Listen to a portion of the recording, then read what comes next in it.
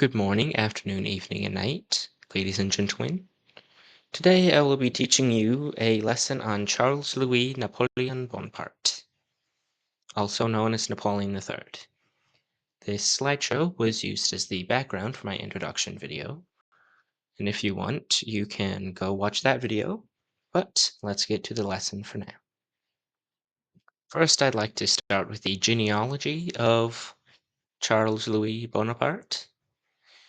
He was the nephew of Napoleon Bonaparte and would essentially become the family heir to the empire after Napoleon's only legitimate child died.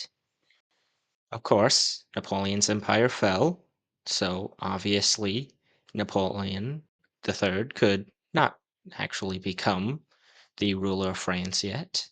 So he, along with the rest of his family, was sent to exile all across Europe and even the rest of the world. He and his mother, whose name I would be scared to pronounce, found refuge in Switzerland, where they even bought land to live on. Other members of the Bonaparte clan would go to various other countries in Europe. Notably, they would go to England, and the British had a habit of having many foreign guests always. You could find many Bonapartes in the United States of America, as it was one of the few republics left after the defeat of Napoleon.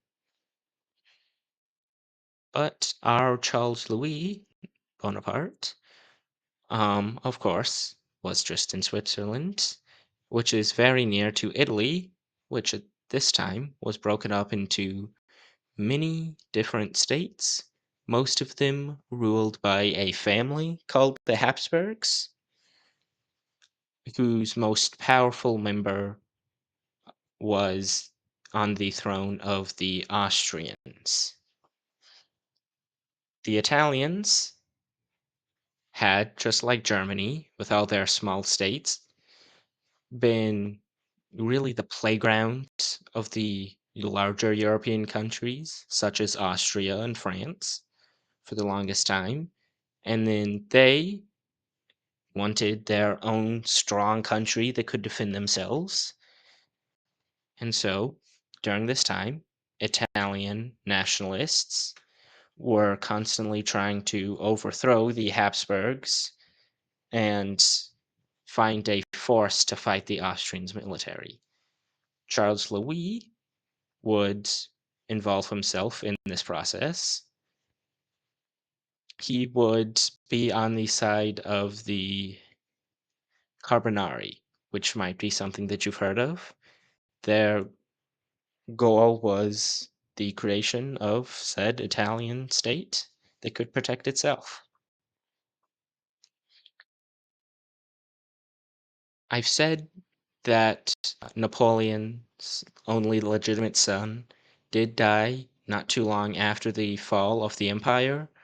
However, he was not killed. Uh, Neither was Napoleon. Napoleon II was left in Europe and able to try to start a revolution to put Bonaparte's back on the throne of France. However, Napoleon II nor Napoleon III would manage to get any traction until the year of revolution 1848. This year had not only a major revolution in France, but also in Italy, in Germany, in Austria, and those were the major centers of revolution. However, several of the smaller states within the German and Italian regions would have their own revolutions, and these would all stack on top of each other and add to the chaos of this year.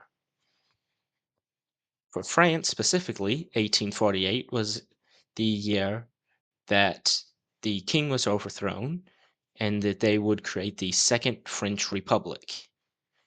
Charles Louis returned to France, now under this republic. He was elected as president, and he would style himself as Prince President.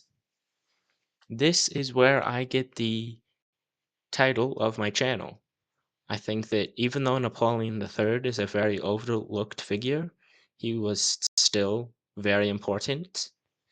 And I just love this title that he gave himself, Prince President.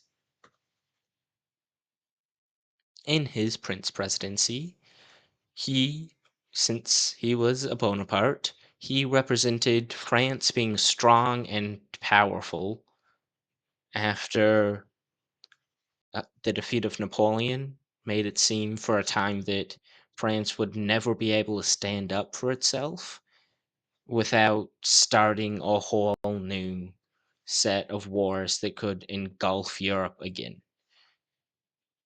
Even though this period is sometimes known as the Long Peace, the few conflicts that did happen, France was very interested in making their presence felt diplomatically or even militarily in them.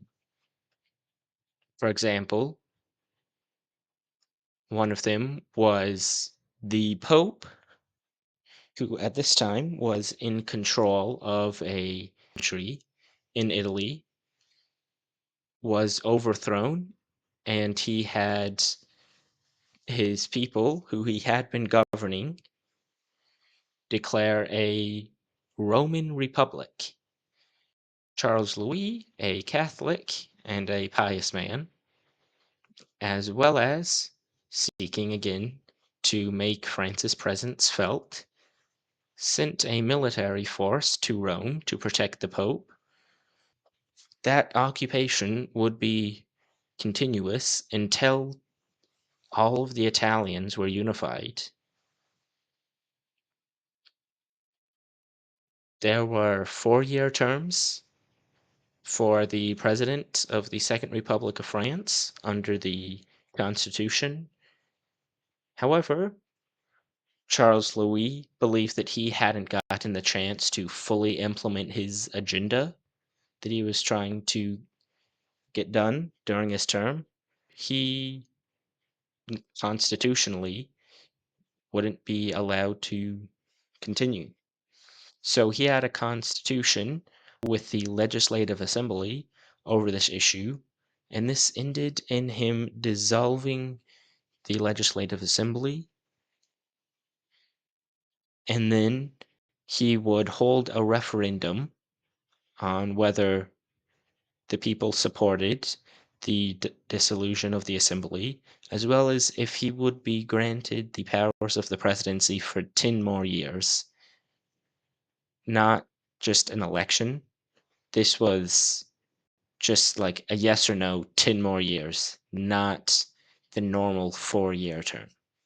1 year after this, only a tenth of the way into his years that he has secured as president, Charles Louis held another referendum to see whether the French would support the recreation of the French Empire, although everyone knew that this would not be the same empire that Napoleon ruled.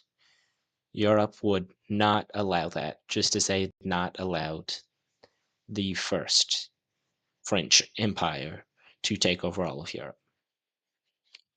However, both of these referendums showed their support for Charles Louis, and then after the second one, Charles Louis became Emperor of the French, or Napoleon III. This style of title, where it says Emperor of a people, was actually kind of a new trend going on in Europe. The king that had been overthrown before the Second French Republic had called himself King of the French, but he himself had taken over from a different king who had been styling himself as King of France, as just a piece of land, as opposed to the people who lived there. He would rule as emperor until the Franco-German War of 1870. A country which had originally been known as Prussia, which is a region in modern-day Poland, had restyled itself as the North German Confederation and was now trying to make itself the German Empire. Russia was, at this time, very advanced militarily and managed to defeat the French Empire. The Emperor Napoleon III, our beloved figure, would be captured at in a battle at Sedan. As he was captured and there was no one to run the government instead of him, the French created a new government, the Third French Republic. Since Napoleon III was no longer emperor of the French, he would have to return to exile. He would move to England and live out the rest of his years peacefully. He died in Chislehurst, a place which he had a strong connection to. His final words were about the battle that he got captured in, ended his empire, and the Bonaparte's chance of ruling France. They were, "Isn't it true that we weren't cowards at Sedan?" If you would like to learn more about my channel, then you can go watch my first video. It is titled Introducing the Prince President. It features this slideshow as the background to it, if you just really love this slideshow that much, to go watch it again and hear me talk more.